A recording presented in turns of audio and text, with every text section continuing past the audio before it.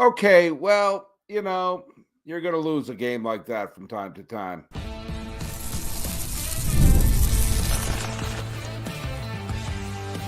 You are Locked On A's, your daily Oakland A's podcast, part of the Locked On Podcast Network, your team every day. Hello, A's fans, and welcome to Locked On A's, part of the Locked On Podcast Network, where it's your team every day. This is the daily podcast. We talk about your Oakland A's all year long. I'm your host, Paul Francis Sullivan. Please call me Sully.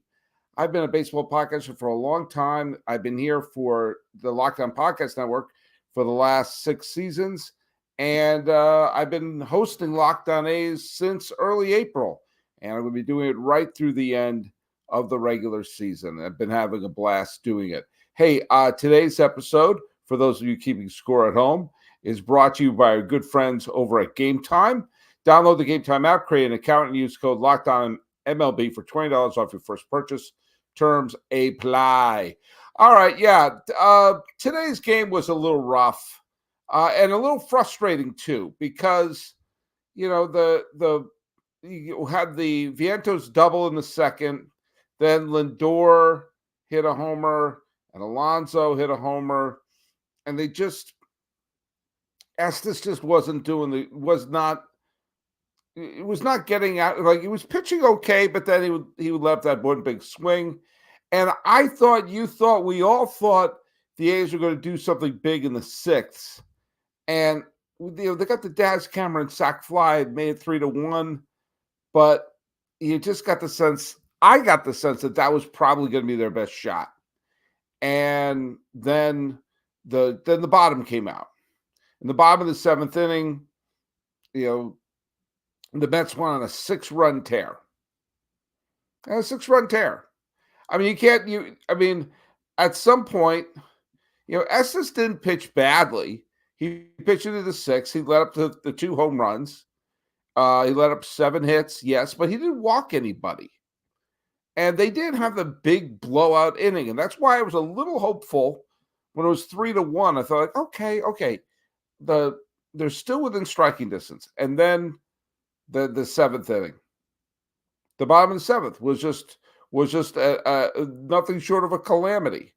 I mean, let's review it, shall we? Let's look at this autopsy, because it was still 3-1, and the A's couldn't do piddly poo in the top of the seventh. Then Will Klein came in. Vientos walked. Gamble walked. Francisco Alvarez walked. Now, remember, up until that point, there had been no walks. And then the first 3 batters of the bottom of the seventh walked. And I thought, okay, if they get out of this with just 1 run, it's a miracle. And they only got 1 run on the Lindor hit. It's like, oh, okay. And then wild pitch, 5-1. The minute the wild pitch happened, I mean, I actually confessed, my son wanted to watch the Hobbit with me, the film based on the Tolkien novel that came out a bunch of years ago. I actually never seen it. I'd seen the 3 Lord of the Rings films. When the wild pitch happened, I turned to my son and said, you want to watch The Hobbit? And we put on The Hobbit. A game is not going well when you say the sentence, we put on The Hobbit. Now, to be fair, The Hobbit is not the fastest paced movie you're ever going to see.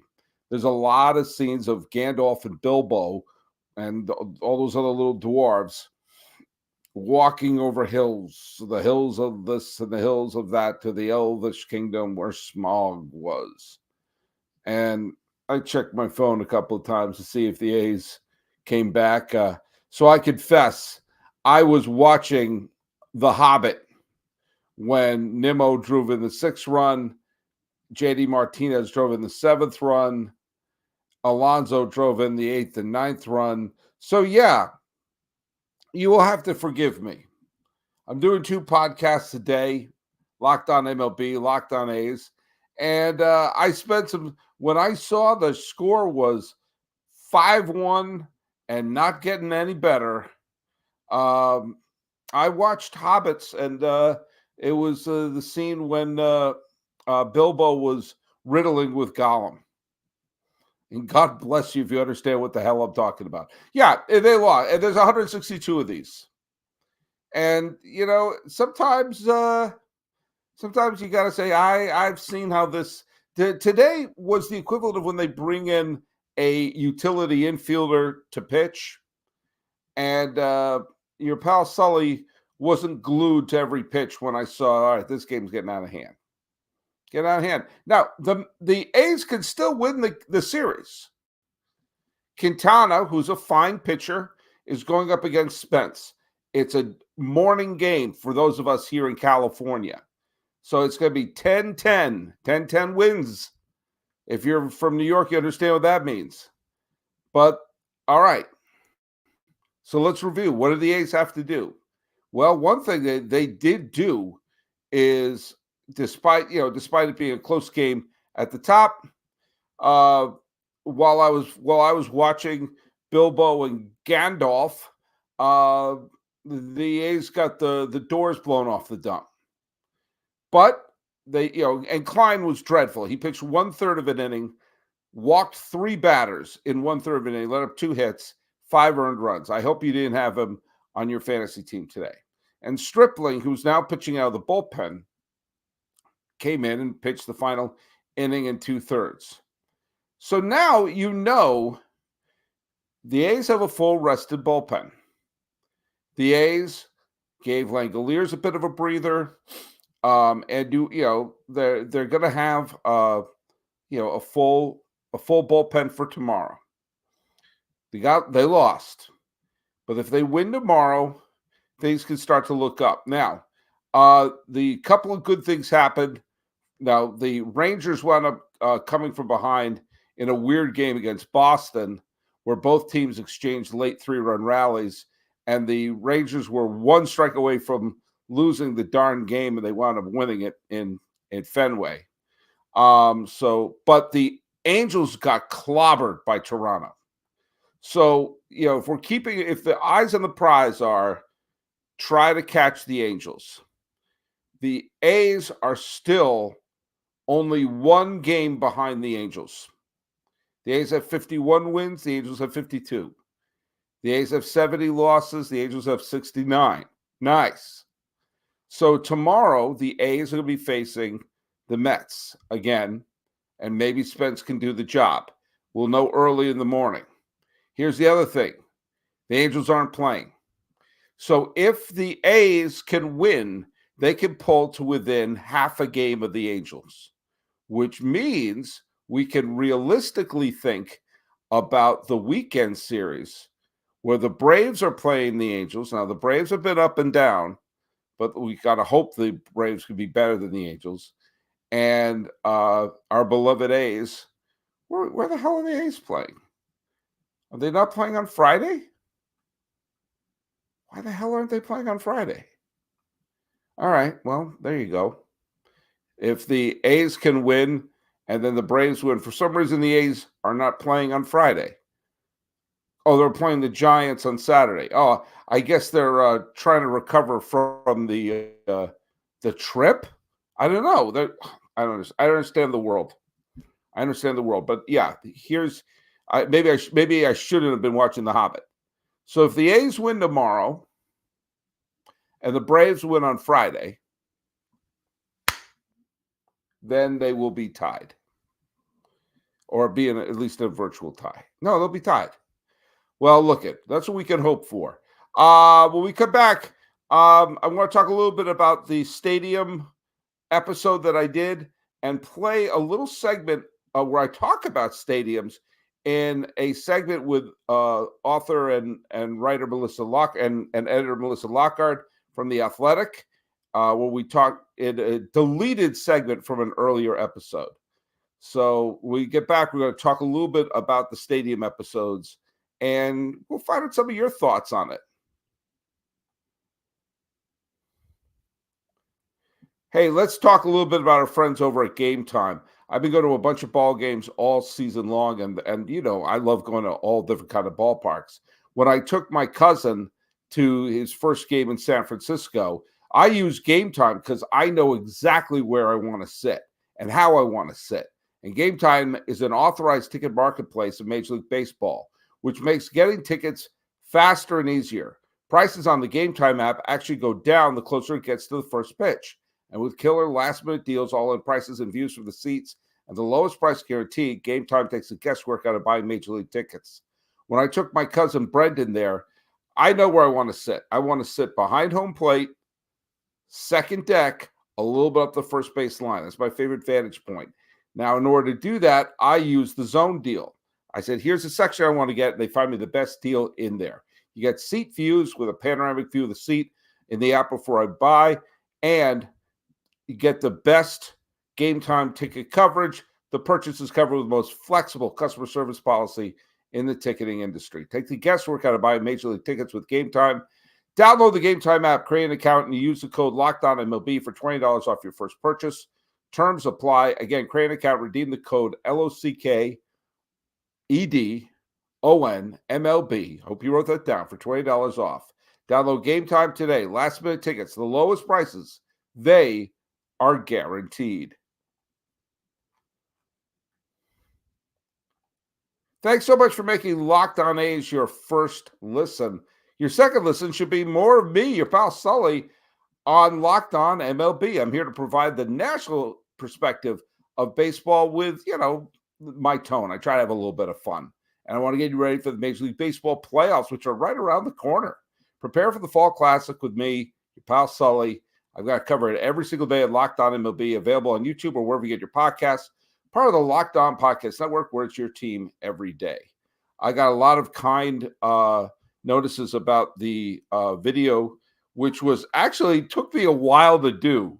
I'm not gonna. That was it took me a little while to do that video where I went all around the Bay Area, looking at the places that were proposed to be sites for the a potential A's stadium. And I was really interested for going to some of those places and seeing, and trying to get an idea of like what they were thinking. And I saw a lot of you wrote some. I'm going to go through. Some of you wrote some very nice comments, and some of you wrote a couple of very long, a couple of long misses. I'm gonna read a few of them, but I love this one. Just simple. Bullwinkle 2380 says Howard Terminal Ballpark. Oh, what could have been? It's funny. The Howard Terminal. Yes, the Howard Terminal Park got a lot of traction. I had a hard time really seeing that as a viable option just because of the land around it. Of the ones that I saw, other than I made it clear, and we'll talk about this in the segment I did with Melissa Lockard. I felt that the Jack London Square was a better possibility. Also, the Laney College one. I thought the Laney College site was actually really intriguing. That's a nice part of Oakland, and I think that it's I thought that would have been the best part there. So anyway, there's where was it? I just had another one that was up here. Mr. Giants 16. I just liked what he wrote here. Hold on, where is that banner? Here it is. Mr. Giants 18 wrote add banner. Here it is. Thank you for giving us a history of the proposed stadiums. I live in New York on Long Island, and one of my first memories of baseball was the A's winning the 1973 and 74 World Series. So I'm guessing you're a little bit older than me. That the rule is 7, because my earliest memories were the 1979 World Series. One other quick one here. This one is and I do not understand this handle. I'm sure it means something. This is from Snarf 3062. Thanks, Sully, for the history. I agree. I always said build it right there. The community would thrive again. Yeah, I think so too. I absolutely think so too. I got a couple other viewer mails I'm going to read. A couple of them are a little longer than that. But first, I want to play this. Melissa Lockard is one of the editors of The Athletic. She has forgotten more about the A's than I will ever know. And she was on the show a little while ago. She was on the show. And we were talking about stadiums, and we were talking about Sacramento, we were talking about Vegas. And I had cut this part out because our interview went a little long, and this was a little bit of a digression. You'll be stunned. I go on those from time to time, but I decided to insert it into this episode because based upon the stadium episode, I thought it would be kind of relevant. So here's a little snippet of a edited part of an interview I did with Melissa Lockard. I said it, and I don't remember when I did this episode. I did an episode in my my pre-Locked On MLB podcast where I pitched I was saying that thing. The A's should build. I think it was right around the time it was clear the Raiders were going to move to Las Vegas. And so what the A's should do is they should just knock down the Coliseum, put up a little plaque, or put a little, like what they had when they built Turner Field. They had a little section where Hank Aaron's home run went over it, a little monument for it there. Fine. But bear with me because this is going to make sense in a second. That I didn't want them to build a traditional ballpark. I didn't want them to do a phony baloney thing like they have in Houston with a stupid train and all that stuff. No. I wanted an innovative ballpark, and I wanted it to be like what Walt Disney originally wanted Epcot to be, which is Epcot stood for the Experimental Prototype City of Tomorrow. That's what that means. And he wanted to build a city that city planners would experiment with different things in the city. We're going to try it out here. And that the A's have some sort of innovative ballpark where new technology is becomes part of the allure of going to the stadium. That this year we're trying this year we're trying that. And you get to see a ball game and everything, but you get to see the new piece of technology that may be part of the baseball landscape from there forward, or it may not be. But the A's have always been an innovative franchise, whether it was Finley and all of his crazy ideas, or Billy Ball, or the Tony La Russa era, or Moneyball. The A's have, whether doing with the uniforms, the yellow, he had the orange baseballs. Mm-hmm. Not every innovation worked. Right. But the team has always had this aura of innovation about them. So why not have a stadium that, okay, it becomes part of the reason to go to the stadium, not just to see the ball game, but like, oh, they're doing something new. Let's see what that's like. And you had the room to put it in. And I'm going to go out on a limb here, Melissa. There are people in the Bay Area who know a thing or two about new technologies and innovations. A couple of them. Yeah. Hell, when I used to work at Hewlett Packard, there was the HP labs right there. Recruit a couple of those people and say, hey, come up with a new screens, new things, virtual reality. I don't know. Let's spitball here. And that become a reason. The Giants have their traditional beautiful stadium, but the A's have the George Jetson Stadium. And I thought that would have been really cool to have in the middle of that freaking sea of tar off the 880. Mm-hmm. And now it's going to be what? They're going to knock it down. It's going to be another Best Buy in an apartment building before it's all said and done. Yeah. I mean, if Fisher will finally let go of that half of the land he was gifted by the Alameda County. Gifted.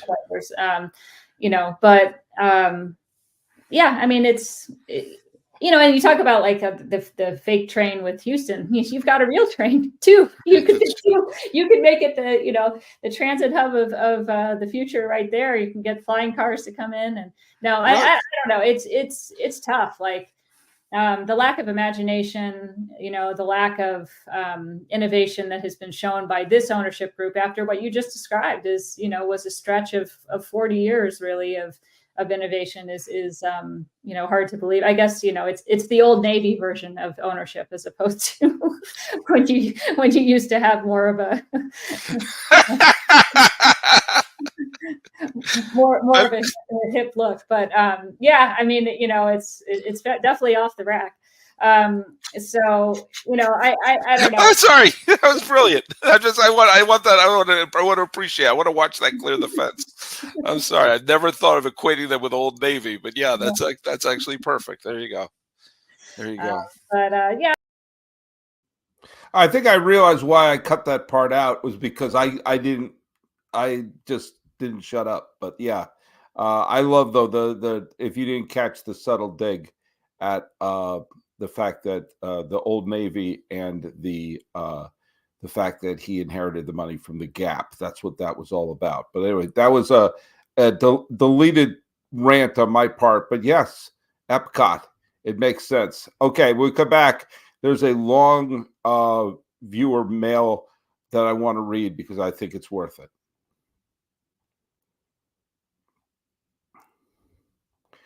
It is the final moments of summer, and maybe it's time to go out to the ballpark one more time. But let me tell you something. If you're taking in a ball game, don't get dehydrated. And you're not going to get hydrated, eating ice cream on one of those helmets or grabbing a soda? No, you better use Liquid IV. When you're taking in America's pastime, don't forget to get hydrated with Liquid IV's popsicle firecracker flavor. It's a surefire summer hit. You get hydrated with electrolytes, essential vitamins, and clinically tested nutrients from the number one powdered hydration brand in America. Because baseball and summer go together like Liquid IV and indulgent hydration. Let me say that again. Like Liquid IV and indulgent hydration. We're doing it live. Now, tell you what, if you want to get really great flavors, you got to get the Popsicle Firecracker. It's a festive blend of citrus-fueled lemon, lime, tart cherry, and raspberry flavors. Find all your favorite flavors on their website, from acai berry to lemon lime and pina colada. Tear, pour, live more. One stick plus 16 ounces of water hydrates better than water alone. Powered by LIV Hydroscience, which is copyrighted, an optimized ratio of electrolytes, essential vitamins, and clinically tested nutrients that turn ordinary water into extraordinary hydration. 3 times the electrolytes of leading sports drink, 8 essential vitamins and nutrients, always non-GMO, vegan, gluten-free, dairy-free, and soy-free. No more thirsty summers when you indulge in hydration with Liquid IV. Get 20% off your first order of Liquid IV when you go to liquidiv.com and use code MLB at checkout. That's 20% off your first order when you shop hydration using promo code MLB at liquidiv.com. Hey, let's right now hear from our good friends over at PrizePicks. You know what PrizePicks is. It's America's #1 daily fantasy sports app with over 5 million active members. PrizePicks is the easiest and most exciting way to play daily fantasy sports, and unlike other apps on PrizePicks, it's just you against the numbers. All you do is pick more than or less than on 2 to 6 player stat projections and watch the winnings roll in. Get in on the daily action with your friends and become part of the PrizePicks community today. You can now win up to 100 times your money on PrizePicks with as few as 4 correct picks. You can turn $10 into $1,000, and PrizePicks is available in more than 30 states across the country, including Texas, Georgia, and right here in California. Download the PrizePicks app today. Use code LOCKEDONMLB for a first deposit match up to $100. That's code LOCKEDONMLB on PrizePicks for a deposit match up to $100. PrizePicks. Pick more, pick less. In the end, it's really that easy.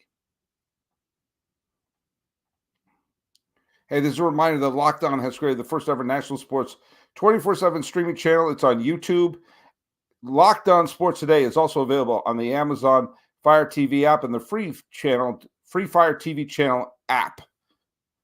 Check out Locked On Sports Today for all the best sports news, sports takes, and sports opinion. That's Locked On Sports Today.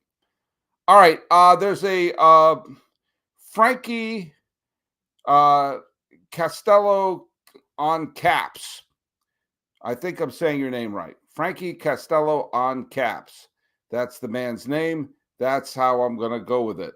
And then he wrote a couple things. By the way, there were 1 or 2 people who were basically saying what the Giants did was unethical about holding on to the San Jose rights. And I agree with you. They should have let go of those rights the minute they built a new stadium. It's arcane that they have the rights, and the A's would be in San Jose. Would that be a big adjustment for fans in the Bay Area? Yeah, in the East Bay, you bet it would be, but you would be better than watching what's happening right now. I'm going to read Frankie's thing here. He wrote a big, long comment on YouTube. I actually had to read the Cliff Notes. It was pretty long, but I'm going to read you the highlights because I think he made Frankie. I'm assuming you're a he. You could be Francine. I knew someone named Francine Fader. She was a roommate of me and my then girlfriend, and she was Francine, but she went by Frankie. I don't know. Maybe this is Frankie Fader. I learned more about the Bay Area and A's history thanks to you. What bothers me about the whole Vegas thing is the Giants were the same boat in 1992. Candlestick, it goes to about wanting to move Candlestick and moving to Tropicana.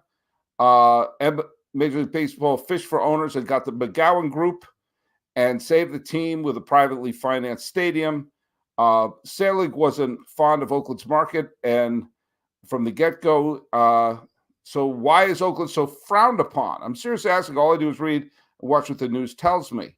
There's parts of Oakland that are rough, parts of Oakland that are beautiful. It's like most cities. It had the reputation. I mean, it had the reputation of being the rougher and poorer cousin of San Francisco, but it's the Bay Area. I mean, yes, there are some rough parts of Oakland. There are rough parts of every city, but I think it's highly exaggerated. He says, I now live in Greenville, South Carolina, which is absolutely beautiful. I'm in full support of a Major League Baseball team in Charlotte. He's not a Braves fan. He said, here's what I want to get to. He wrote a bunch of scenarios of what he think will happen. And so I agree with some of these, but I want to say them out loud. Scenario 1, Vivek will buy the team from Fisher, build next to Sutter Health Park, and the A's AAA team could build a AAA stadium in Modesto. The Giants take the Las Vegas Aviators or have their AAA team be in Oakland, which would be absolutely amazing. That's why, to have the A's AAA team in Oakland would be amazing and a weird middle finger. Okay. Scenario 2. Fisher gets the Diamond Baseball Holdings as part of the investor portfolio group finance of Vegas. Don't see that happening. Fisher is buying the land from Bailey's, and they could sell another and build around the 35-acre area for pennies on the dollar, sell to a different real estate group around the ballpark, put in a resort casino. In other words, invest in it and have them buy something that will actually make money. Sell the team altogether to the Larry H. Miller Company in Utah and build the ballpark there. Smith's ballpark will be renovated in the interim period. Then the stadium can come into play. The agents get the AAA Aviators and move there. So that's the staying in Sacramento. The Fishers do some shenanigans in Vegas or the move to Utah. I don't think Utah is going to happen. If it was going to happen, it would have happened instead of Vegas. I do think the A's are going to stay in Vegas. I do think Vivek is going to take it over. I do think they're going to build next to Sutter Health Park. I do think that after 1 year, the 1 year where they're going to be sharing with the River Cats is going to be a calamity, and they're going to have to do something. And if the Giants make their AAA team in Oakland, that will be one of those. That was the main thing I wanted to read. That will be one of the great middle fingers in baseball history. So anyway, thanks for all the kind words, and post more stuff on YouTube or on Twitter. Watch the game 10:15 West Coast time, and maybe the A's can get a win in New York. Follow us at Locked On A's on Twitter or whatever it's called now. And on Instagram, I'm your pal Sully. I'm at Sully Baseball on Twitter, Sully Baseball Podcast on Instagram. Lamenting a bad loss and reading some cool notes. This has been Locked On A's. I am your host, Paul Francis Sullivan. Please call me Sully.